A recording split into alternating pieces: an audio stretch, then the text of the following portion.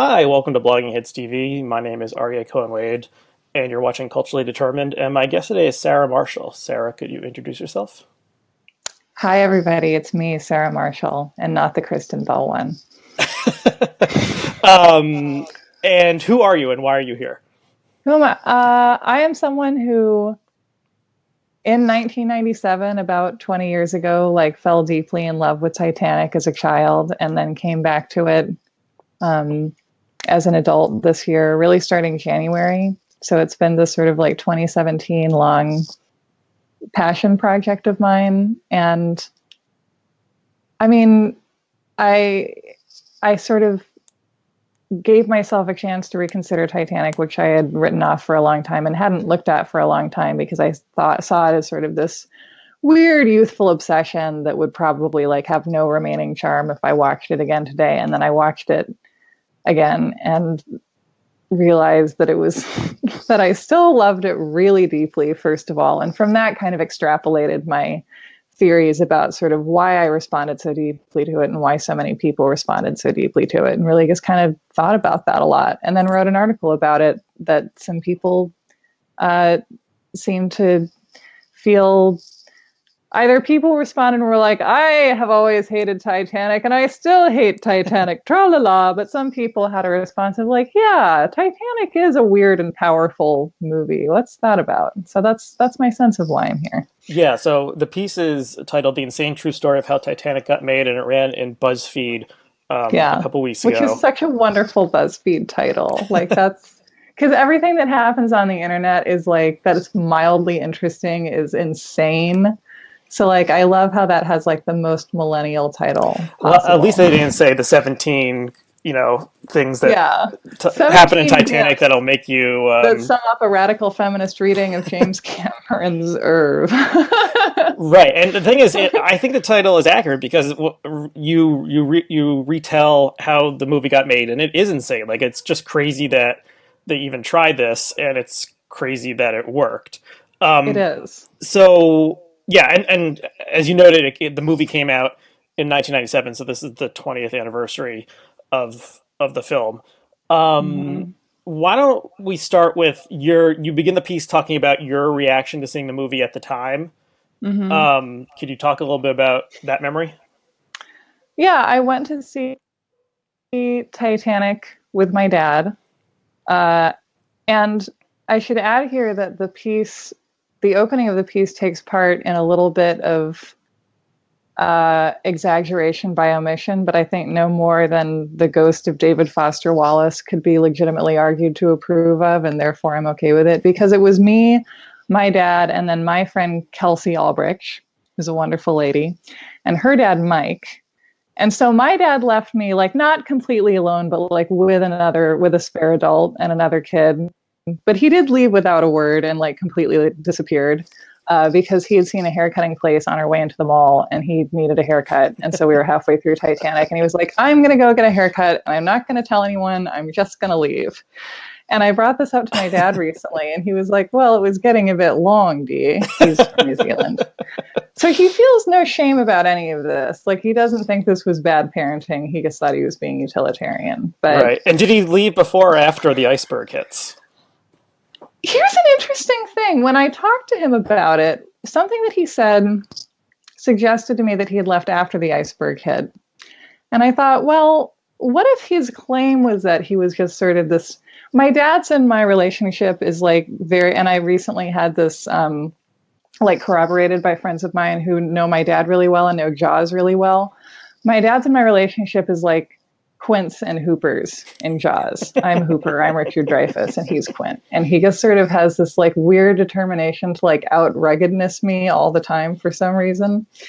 And so, but I think that actually maybe him leaving the theater wasn't this sort of Robert Shaw move, but maybe he was starting to get anxious and scared because it is a scary movie. And the start of the sinking sequence is all of these stokers you've been watching, because their part of the ship is the first part that floods. And it's also the bottom of the chain when we go down the chain with the command to see how the ship moves faster. The last thing we see kind of on the bottom is the laboring stokers being shouted at to go full ahead, and then we go back up to the captain. So they're like in the bottom level and they're the first to get the water. And we see these airtight doors closing and it's implied trapping some of them there. Right. And they're the first drowning victims of Titanic. And I feel like he might have seen that and like been like, I need a haircut and I'm scared. Maybe. Like that seems possible for me. And I didn't think of that until I wrote this. I just wanted to briefly share my kind of weird Titanic viewing experience. I was a freshman in high school, and we went as a entire grade to see it at the local movie theater on a field trip.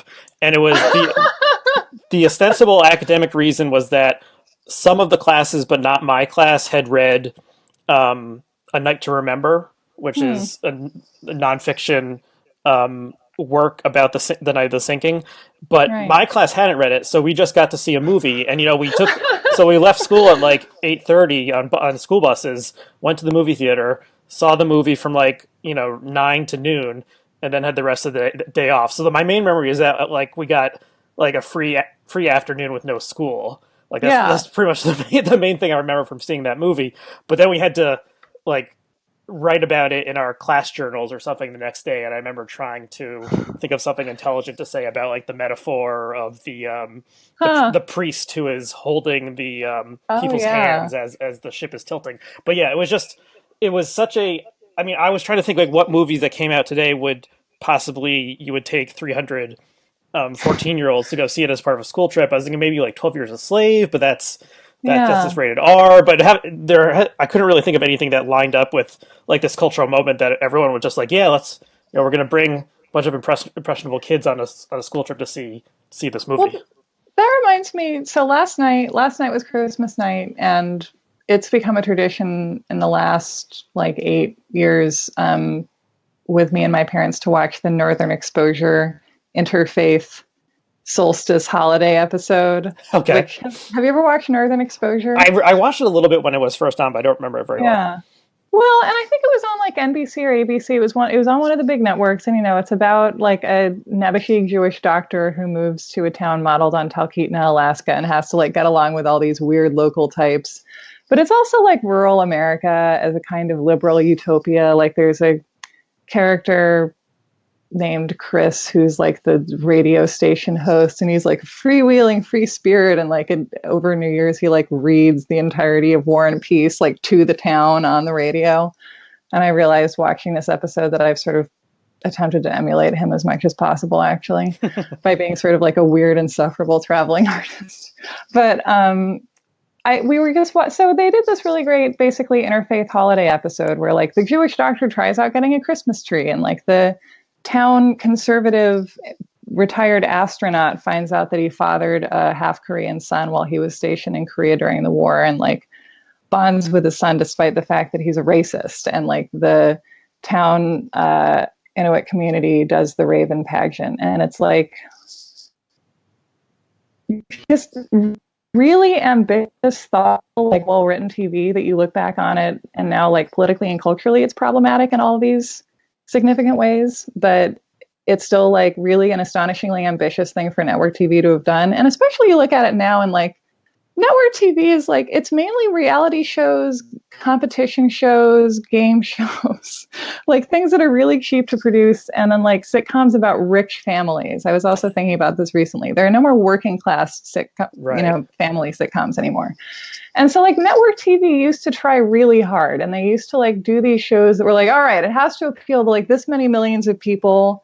And they would have situations like, 30 something lost like $1 million worth of ads because they featured what was probably like hard to interpret as anything but a post-coital scene between two men. And like all these advertisers pulled out, and people looked at 30 something, were like, well, we can't do that, but we can maybe do something slightly under that. And so like, it feels like the 90s were kind of all about network TV, sort of like you had like 12 shows and they had to somehow be kind of for a lot of people all at once. And you didn't have as many movies and as many kind of entertainment options as we have now. And so like everything had to try really hard to be kind of for everybody. Mm-hmm. And it feels like we just don't need economically to make media like that anymore. And it feels like for the most part, that's a really good thing. But then we don't get these movies like Titanic, because Titanic, to financially succeed, needed to become a cultural monomyth, and it did. Right. Yeah, it is crazy to think about the ambition inherent in making this movie that they thought was going to cost like 150 million and ended up costing 200 million. And it's just, I don't know, it seems different from like the blockbusters that have come since, which are usually superhero movies and very heavily reliant on computer graphics, and usually don't really have like a plot that makes sense or human characters that are relatable in any way. It's just like iconic Yeah. characters like Superman or Wonder Woman. And Yeah. I was trying to think: is there like were there imitators that came in the wake of Titanic that tried to do something similar, or and we kind of just don't remember them, or was it not even attempted? I feel like there was some interesting, like the cultural splash of Titanic. I feel like it took a lot of different forms. And I feel like A Return to Period Drama was one of those. Like The Four Feathers came out relatively soon after that. Everybody hated it. And I was like decluttering my parents' video collection while I'm visiting them over Christmas. And one of the movies I was looking at was The Mummy. And that's very much a Titanic homage, but it just takes out all the emotional stuff. It's like, what if you were in Edwardian times? Kind of, and there was adventure, and a snappy British chick and a handsome American guy with totally anachronistic hair, and none of the emotional shit, but all the fun stuff, like they would. Yeah. But it was like the thing about Titanic, I feel like, was that one of the things I've been thinking about James Cameron, and that I really didn't have time to get into it all in this piece, really is a digression, but that I think is important. Has become important to how I think about who he is as an artist, because I do find him really enduringly interesting, is that he really, he's such a technician and such an engineer about the emotional content of his movies. And one of the interesting things, if you look at a superhero movie, and really any superhero movie, it's some sort of a hero's journey narrative. Like no one's creating new forms of narrative with those, especially the first of any series, Wonder Woman, or when you restart a franchise 8 years after you restarted it most recently, Spider-Man. Or and isn't it amazing how fast superhero series degrade, right? Because nobody expects anything of them. So the first one has to be good. The second one has to be pretty good. The third one has to be not terrible, and people will be pretty happy. Spider-Man 3 was really, really bad because it was about Spider-Man getting bangs. And everyone hated it. But if it had been just sort of medium terrible, no one would have minded. They could have kept on going, I think. But Titanic was it was really a new mode of storytelling. It was, I feel like Cameron and you could see fragments of his different narratives worked into it. You could feel him working up to it. I just watched The Abyss, also found in my parents' video collection recently. And that's an amazing movie because it's about the aliens saving Ed Harris because they see that he loves his wife. Do you remember that part? I saw that as a kid, and I remember being kind of blown away by the computer graphics at the time, but I haven't seen it as an adult, so I really have no memory besides the water coming out of the pool. Mm-hmm. Yeah, and there's the dream lady engineer character played by Mary Elizabeth Mastrantonio is saying that the aliens are using water the way they would use an ROV, and it's they're explorers like us. But at the end of The Abyss, and I also think that Armageddon completely ripped off The Abyss really overtly, because The Abyss is about deep sea oil drillers having to recover a nuclear sub, and having to basically cut the wires on a nuclear payload that could destroy the world. And so Ed Harris has to go down to the deepest of deep sea sort of pressure levels and cut this wire. And then clearly doesn't have enough time to get back up before his oxygen supply runs out. And so he's just I'm going to die. It's fine. I always knew this was a one-way ticket. And he has this messaging device on his wrist, and his estranged wife is there on the rig station talking to him on this microphone, and he just writes to her as his dying words, "Love you, wife." And then the aliens come and they're Ed Harris, you're a creature of love, it's he's one of the good people in Gomorrah or something that the angel saves, and then the aliens hold his hand and fly him through their city and then like save everybody, save all the wonderful workers on the deep sea oil rig. It's like so sweet. And so like James Cameron being like, I know I'm an asshole to everyone all the time, but I really believe in love. Because like the stories people told about filming The Abyss, like this parable of love triumphing, is just like people hated working on it. Like he was so mean to people, you know, and like so difficult to work for because he just was.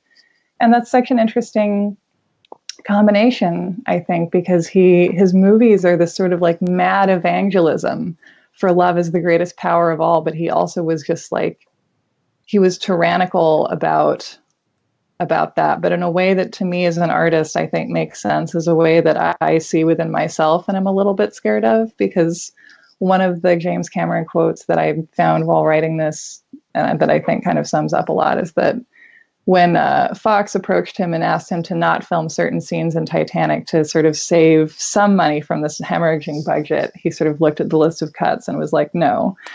And he said, to change my movie, you'll have to fire me. And to fire me, you'll have to kill me. And like, I've had that feeling going over, you know, things I've written and with people wanting to change something more than I feel I can allow it to be changed. I've not said those words ever, but I have said, you know, in spirit, to fire, you know, to change my piece, you'll have to fire me. And to fire me, you'll have to kill me.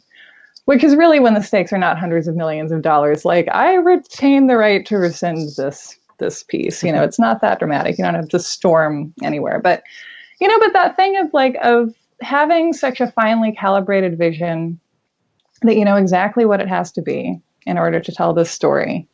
And the story is about love redeeming us all. And the means of getting there is being this sort of brutal taskmaster. It's such a fascinating thing, I think. Yeah, that is a fascinating paradox. And I mean, his Cameron's, you know, monomaniacal pursuit of his vision, you know, meant that like as you noted in the piece, every item on the ship had to be stamped with the White Star Line stamp, even if it wasn't to be shown on camera, and everything had to be painstakingly accurate. And then there were the sets that were flooded and needed to be, for the second shot, the water needed to go away and everything needed to be dried out and reassembled. So it is, I mean, yeah, like I said before, it's just kind of crazy to think that they actually pulled this off. And in preparation for this, my wife and I rewatched the movie over the weekend, and I kind of thought like it was almost more impressive as like a feat of human achievement than as like a movie. Like it was just like I was just like, it's so crazy they did this. Like they had these people like in the water for so long, and I almost felt like that was a bit like on a, you know, seeing it like the fourth or fifth time, that was more impressive to me than like the storytelling, if that makes any sense. Yeah. Yeah, and there's so much work that you don't even see that went into it because you really, and like one of the things that I find really interesting about how Titanic works, because I think one of the things that makes it work is that you lose all sense of time when you see it. And like they sort of quietly released it in theaters in a few cities in the first week of December, and so I went to see it in Minneapolis. And I ended up seeing it twice because I had plans to go with a friend, and then she ended up being like suddenly busy, and I was like, oh darn. I'll see it alone today and with you tomorrow. And that's what we did. And it was amazing because like the second day in a row, I had no Titanic fatigue at all. I was like, didn't feel, you know, I every Christmas, my family watches the Godfather movies, and like, that's enough. You have like one of each Godfather in you per year generally, or I do. But like Titanic is sort of like this river you can jump in again and again. And I think that one of the things that makes it work for me and makes it work for the people who it does work for is that you lose all sense of time, you lose all sense of reality, like you were in the dream of that movie that has been created for you. And one of the things that Cameron did when he was editing it is that there was a scene that had actually cost $1 million to shoot, that they had, and this had been the scene that they had lowered the first class dining saloon for and raised it again and again and again. That's the set with the 18,000 square feet of carpet made by the manufacturer that had made the carpet on the original Titanic. And and so this, and just an incredible amount of labor went into shooting this scene. And it was a scene that Cameron had put in kind of as insurance, it seems like, because he felt he needed something actiony to maintain sort of suspense, because it's after Cal after Rose jumps off the lifeboat and is reunited with Jack, and then Cal starts shooting at them and they run away. And Cal says in that wonderful, that like Billy Zane was robbed of an Oscar or whatever kind of delivery. I put the diamond in the coat. I put the coat on her, you know. Because he's just this sort of like steel tycoon Snidely Whiplash. He's wonderful. He's like a perfect villain. And in the deleted scene, he sends his manservant, played by David Warner, running after them and shooting at them and trying to catch Jack and Rose. And there's a whole thing where they have to hide from him and a sort of a little shootout sequence. And audiences just didn't give a shit about it. It was the studio had never suggested cutting it because they also felt that logically it made sense, but it was something that apparently took people out of the moment because they were like, why would someone do that? Like at this point, because the ship is sort of at a 45-degree angle by then, the idea of running into it, even if you're going to get a 56-carat diamond at the end of it, it's just like, no. And it feels like it took people out of the experience of purely accepting the sort of storytelling powers that they were ensconced in, to being like, wait a minute, like it took them out of it enough that it made the movie feel a lot longer, because that scene was like 3-4 minutes long, and then Cameron cut that and like another 4 minutes worth of stuff. So the movie was only 8 minutes shorter when they showed it to test audiences again. And they had previously, with that chase scene, rated like some very high percentage of them had said no, it's too long. And after they cut those 8 minutes of footage, this movie that was still completely too long, it's 3 hours and 14 minutes long, the vast majority of people were like, this is good. This is a good length. So there's something about like cutting that scene that is so interesting, because it's like, it's almost nothing in terms of actual time, but in terms of sort of keeping the lucid dream of the storytelling capabilities of the movie continuous, it did this incredible piece of work. Mm-hmm. So you, as you said, you saw it twice in theaters recently. The thing that enabled the movie to become a blockbuster was the repeat viewings. And you note that it made more money on its.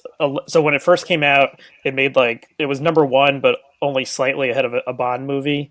But then it just kind of kept a consistency that's like nothing else, no other movie. And it made more money during its 11th weekend, you note, which was Valentine's Day, than its first weekend, which is just crazy when you think about it, especially today when movies have like a window of like 2 weeks and then it seems to just, fade away. What do you think about it made it so powerful for people who were like in it and wanted to see it on the big screen again and again? I think that it's one of the things I noticed again when I saw it in theaters recently, having not seen it in theaters for 20 years, TikTok, is that it's not painful to watch if you've sort of swept away in the storytelling of it the way you are in a theater. Because, and one of the things that James Cameron said about the experience of, going to the movies that I love is that he called it consensual dreaming. Which it is. Like you buy a ticket and you're like, yes, like I want to dream the dream that you have made for me. And Titanic works very well on that level. Because I find that when I'm watching it sort of like not in theaters, whatever, on my computer with people, I'm very conscious of what's going to happen. I'm aware of the whole 3 hours and the whole and that there's going to be a hinge, and then I'm going to be watching people die for an hour and a half. And it's painful. And one of the really, I think, the kind of regrettable things about Titanic's first release on video is that it came out on VHS. DVD hadn't been invented yet. And which reminds me of, like the John Mulaney joke that begins, I remember once I was on the phone with Blockbuster Video, which is a very old-fashioned sentence, but yeah, it came out on tape. I remember the double VHS. Yeah, the double tape, and it was always, and I remember, and other women have come forward, or mention on Twitter that they remember this too. This moment where, like, the exact moment where tape one ends. And it ends with Captain Smith going, "Well, I believe you may get your headlines, Mr. Ismay." He's not as Irish as that impression would suggest, but that's what he says. And then it goes to black. And then you're like, now I have to put in tape two. And also one of the things that's interesting about that final tape one scene is that Mr. Andrews says, they ask him for an estimate of time, and he says an hour. And actually, the Titanic took significantly longer than that to sink, but the ship itself goes down in movie time almost exactly an hour after he says that. So I feel like that's James Cameron establishing the rules that we are now going to follow. It's like, look, we have an hour of this. Mm-hmm. Tape 2, and it's very hard to put in tape 2. And so, but when you're in the theater, experiencing it the way that you were meant to, which, there's just an incredible amount of sort of bass and subwoofer involved in all of those pistons thumping, engine running scenes. Like it really feels like a ride. It's like like a Disney attraction. You're really only conscious of what's happening around you because it is, I think, so detailed and so sort of focused on being kind of a fully engaging sensory experience that it's very hard to think ahead or be anywhere but in the moment. Like it works very well in that way that action movies work, where like your attention is never allowed to wander off even slightly. It's like, no, you're here, you're right here. Something interesting is happening right now, constantly. And so you can't really look forward to it, and you just get swept into the disaster of the second half and sort of taken through this really intense feelings ride, basically, and I totally understand why people hate Titanic, because if you don't want to do that, then like it's a terrible movie to go to because it forces you through this sort of emotional journey. And like if you would not like to have an emotional journey, then too bad, because you're not going to get away with not having one, unless you decide that your emotional journey is to sit there violently hating it. But that's all you've got, I think, as a shield. Let's talk about Leonardo DiCaprio and what came to be called Leomania. Leomania, yeah. And yeah, we haven't really mentioned the acting yet. And I mean, it's this marriage of human scale story and Titanic scale, if you will, story. And it yes. Sometimes seems like the humans are in these, are the are the bit players and the ship is the main course. Yeah. But you had these two actors, both very young, I think 20 and 22. Yeah, isn't that crazy? And DiCaprio had been a child actor, but I can't remember what Winslet's background was, but this is pretty much her first big role. Yeah, and she had done like all sorts of period pieces before. She'd done I believe she'd done Jude the Obscure, and she'd been Ophelia and Kenneth Branagh as Hamlet. So right. Like she was Ms. Period piece, and like her specialty was playing like a recognizable, real flesh and blood human being within a costume drama, and she was really good at that. I think Sense and Sensibility. Also, she was one of the Dashwood sisters. Mm-hmm. And yeah, so part of the reaction to the movie was teenage girls going gaga for Leo, mm-hmm. and it has. I mean, obviously, it has something to do with his beauty. But how do you think how he played the character? What about that? Set the hearts aflutter of millions of girls. It's funny, I was one of the times when I was watching it recently, I was really thinking about it because looking at him in this perspective of like, what was it at that time that really did it? And one of the thoughts I remember having was like, for Leo, he never asked to be this beautiful, because he really was just like,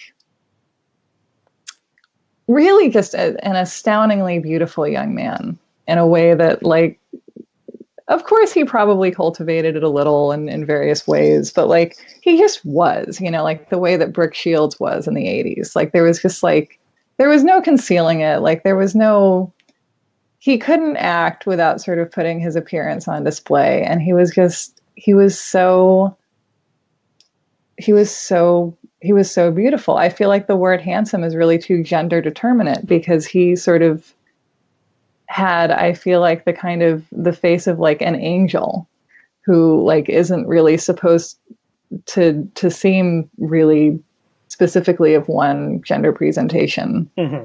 particularly, especially if we're talking in binaries. And I think that was part of it too.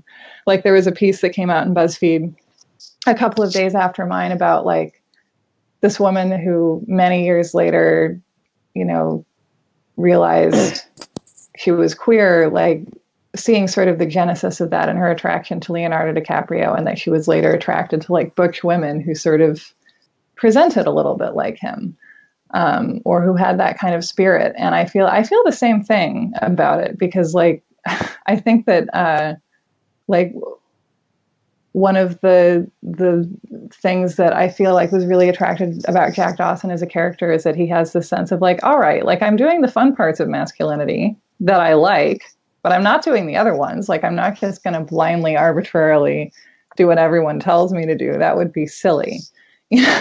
And he has this just sort of this feeling of sort of freedom from, not freedom from gender roles altogether, because there is no such freedom. We're always defined by the way we relate to or against, various concepts and norms. There's no sort of complete independence from that socialized matrix. But he just has this sense of, it feels like the version of masculinity that Rose has encountered throughout her life is men who want to buy and sell her and assign some kind of value to her in some way. And, it matters that one of her lines to Cal, her steel tycoon fiance, is, I'm not a foreman in one of your mills that you can command. And it's like, it's a movie kind of so obsessed with labor and this idea of, can love exist without hierarchy? Can two people love each other as equals? And it feels like having, within that premise, it becomes so easy to fall in love with the love interest who makes that world possible. And the movie's answer is yes, they can, but only for like 4 days. That's how long these things last. Because there's always a death folk. It's interesting too that in The Abyss, like both of the main characters essentially die, but then don't. Like Mary Elizabeth Mastrantonia's character dies and then is revived sort of magically. And then Ed Harris is all ready to die before the aliens save him. So it's like, okay, you have to either die or like really believe that you're going to die for love to work. Like you need that amount of ego death for a relationship to function. But yeah, I mean, for Titanic, but he is, Jack is the character who makes that equality work for the time that it does work, and who is able to love in a way that sets someone free, as opposed to imprisoning them, which is the only version of love that Rose has known until that time. And it makes sense that we would fall in love with, the actor, the face that made that that belief and that kind of grace seem possible. Mm-hmm. And then also there was something specific to him that made him able to facilitate that for us. I feel like it was that was a mutually reinforcing thing. And I think part of it was that he was really handsome in a way that didn't suggest that he was, that he was somehow the opposite, that boy is the opposite of girl. He felt more like sort of a neighboring gender role. He was androgynous, and you weren't. So I think there's goose hunting happening in the field near my house, and that's what that periodic sound is. Okay, no problem. But yeah, he was positioned as someone who, for whatever reason, two of the primary things about him was that he was really pretty, and he wasn't afraid of respecting women. And so maybe we came to associate those things with each other, or maybe those things made each other seem more possible. I don't know. You know what? That's ice falling off the roof, actually. There's probably also some goose hunting elsewhere, but a big heave of ice just fell off. Oh, well, that's very symbolically appropriate for this conversation. That's true. We get interrupted by some ice. So on my reviewing, I was thinking that DiCaprio is kind of the manic pixie dream girl or manic pixie dream boy of the movie. He so is, yeah, it's true. Yeah, and that he is there primarily to serve Rose's character arc and show her, he rescues her life when she wants to go off. I mean, he rescues her multiple times. He shows her the different world of the third-class passengers, and shows her sexual intimacy, and shows her about art, and then he goes off and he's dead. Yeah, and I feel like it's actually similar. Jack's positioning that way is a little bit similar to Channing Tatum and Magic Mike XXL, which was like a fascinating movie to watch come out and watch people react to, because I feel like I read, the response I heard among my friends and acquaintances, and remember reading among kind of women who wrote about it, was that like they felt like they were being seduced the way that male viewers are so often seduced in movies, and like all of this attention was being paid to like what they desired sexually, what they found attractive, like what they fantasized about. And it's also just such a sort of adorably homosocial movie too. It's about sort of a version of a world of secure masculinity and what that might look like. And so those are like fascinating movies to look at together. And also just to think about how rare that is, because, how often, even in movies that are seen to be pandering to women, are we given that kind of a romantic lead who, is not someone who, manifests as an expression of the fact that like we are worthy and we have succeeded in life and we've learned, and now we get to, give up that journalism job and make out with Matthew McConaughey in a bike lane or something. It's just it's different. I feel like lumping Titanic with the sort of chick flick model of romantic love is also deceptive, because it feels distinct from that. Mm-hmm. So in the past couple of years, there have been multiple times that this idea has bubbled up in the culture that Jack and Rose both could have fit on the door at the end. Yeah. I think this was on. It was like on MythBusters, I think, and then there was, I think, and then Colbert did something when Kate Winslet was a guest on his show, proving it. And there's like YouTube, YouTube tutorials showing how if they had just kind of cradled each other, they would have been fine. And then someone asked Cameron this, and he said he claimed that he engineered the door so that there's no way two people could have fit on it. But he also said for narrative reasons, Jack had to die.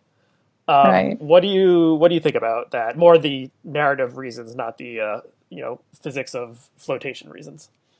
Well, I mean, I think it's a combination of Cameron's propensities as a storyteller and also what he knows an audience will respond to. Because, I mean, one of the things that I've thought about in terms of reviewers who panned Titanic is that one of the frequent complaints is that it's badly written. The writing is really unsubtle and dumb. And like, I think the writing is exactly as good as it needs to be, which is that it's good writing. It tells the story. It establishes character. Like, it doesn't carry any more weight than it should, because it's a movie about, acting and chemistry and ships falling apart. And I remember reading a pan of Titanic that called and took to task the line, where Jack's telling Rose, and it's an amazing scene because he's sort of confronting her, and she's like, "I'm marrying Cal. I love Cal." And he gives her this look of just sort of like pure and unmalicious exasperation, just like, we both know that's not true,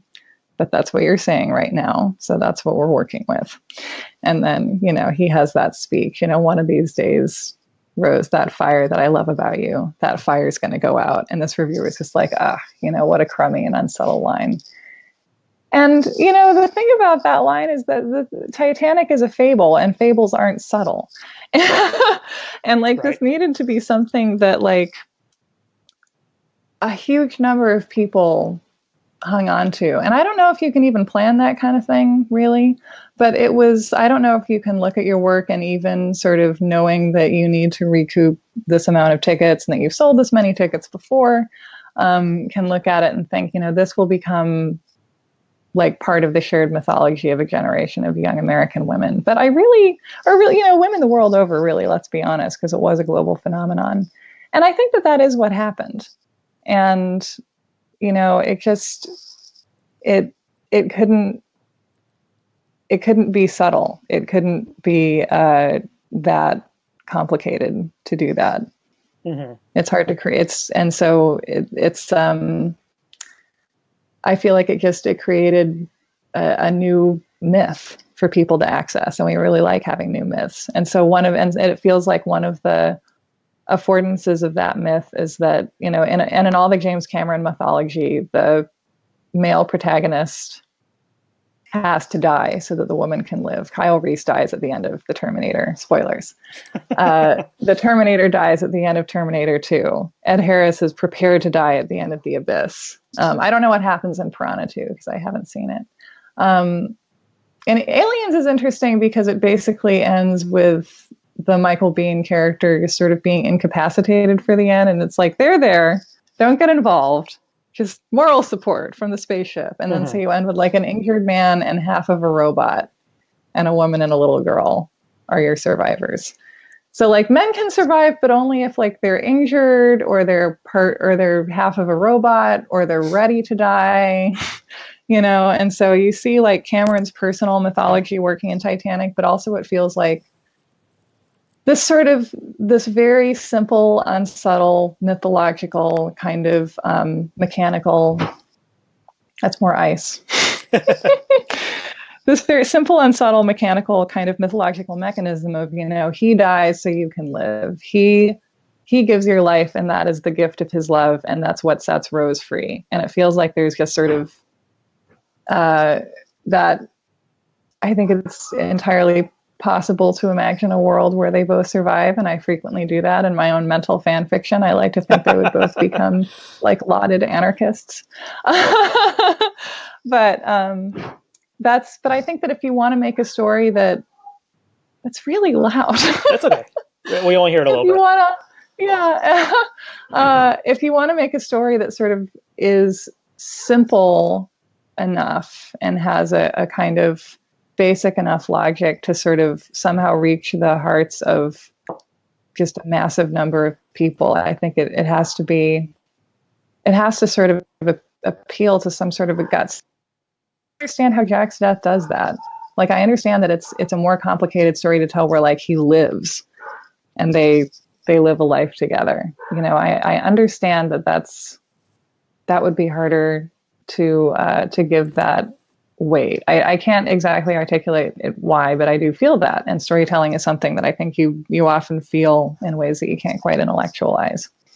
Yeah, it makes me think a little bit of the Shakespearean comedies and tragedies where the comedies end with a wedding and that's it. And you obviously don't have a wedding, and Titanic is a massive tragedy on a human scale.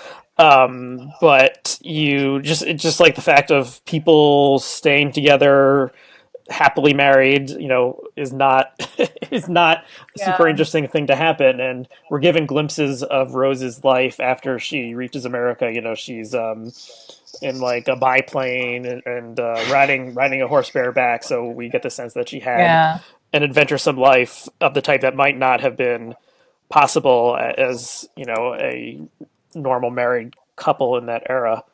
It's true. I know. Well, and that reminds me too that actually one of the things I quote Cameron saying is that, by feeling the tragedy of Jack and Rose, we can finally feel for the 1500. And it feels like really just from a mechanical perspective, one of his goals was to emotionally engage the viewer to the extent that they could feel some of the weight of the tragedy of Titanic and to sort of like allow that ghost to speak. And of course you have to make a viewer fall in love with someone or with the relationship they see someone as part of, and then kill them, and allow them to freeze to death, because most, the vast majority of Titanic's victims didn't drown, they froze. It's just from a historian's perspective, it's the ultimate trick. Like to make millions of people feel history. That's brilliant. I'm remembering the his Oscars acceptance speech where he remind me or correct me if I'm wrong, but he asked for so it was after they won Best Picture, he asked for a moment of silence for all the victims, and then he put his arms up and said, "I'm the king of the world," and it was just like he didn't reconcile the tragedy and the triumph in his speech in the way he did in the film. I don't remember I remember that those two things happened, and I haven't looked at it recently enough to remember what order, but Yeah, it's funny. There was this when you look at him like accepting his awards, like at the Oscars and the Golden Globes, he looks a little bit like just interestingly overwhelmed by the by what's happening, and it's like, really, like, you made people build, this 40 acres worth of fantasy, but this is overwhelming. But and it makes sense because there are different kinds of things to face, but there's, yeah, it's, I don't know, it's always interesting, I think, when people who are used to communicating through kind of creating and sharing their visions are forced to communicate directly with people, sort of person to person, because it's a different medium. Yeah. So Cameron went on to the next movie he made was Avatar, and probably we all remember seeing Avatar, but maybe that's about all we remember. There was a tweet that went around a couple years ago. This is something like, "I'll give you $50 if you can name one of the characters in Avatar," because it was just kind of, it had its cultural moment, but I don't know. Yeah. And there's like 3 sequels that are planned to come out, supposedly sometime in the future, and it was like the first big 3D movie that was made specifically for 3D, and so that was kind of the Cameron, Right.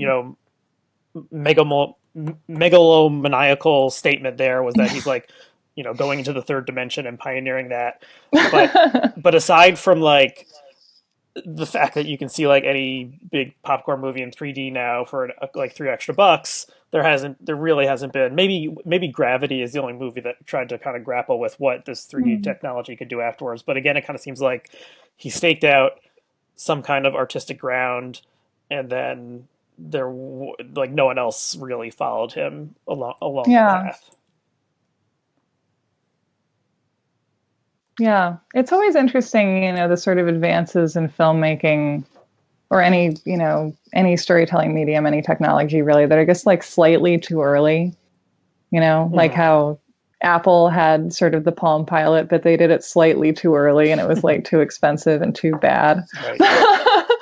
But yeah, I mean, it feels like Avatar was about spectacle, and it was about the experience of going to see it in the theater. And that was like the thing he chose to make possible, as opposed to some great sort of something deeply memorable in a storytelling way.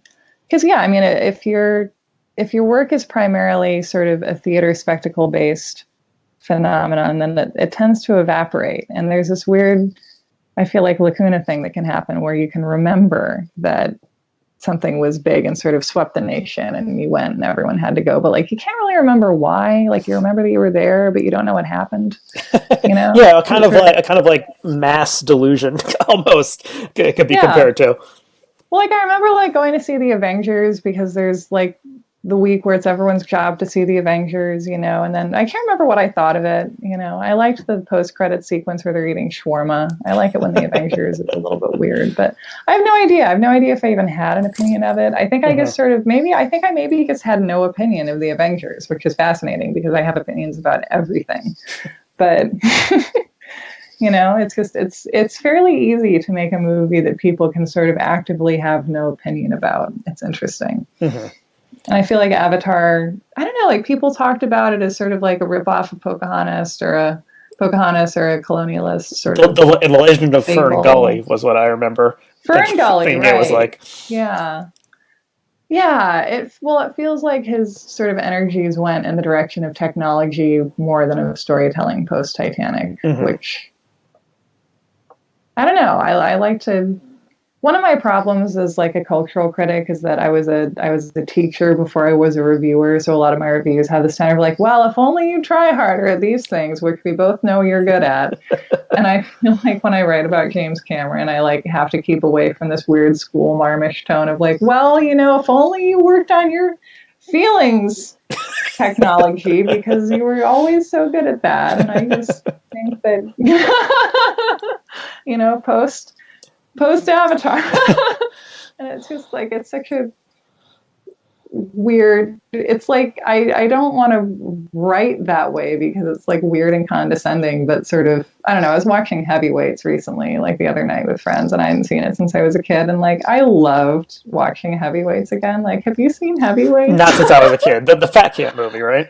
Yeah, the Fat Cat movie, and it's so great because it's like all these like chubby boys like find this utopia where they can just be chubby boys and like be happy and like enjoy their lives. And then like this horrible fitness guru comes in who's like, I'm gonna, and he's played by Ben Stiller, of Right. course, and he's like, I'm gonna peer pressure you into thinness, and you have to hate yourself now. And they're like, no.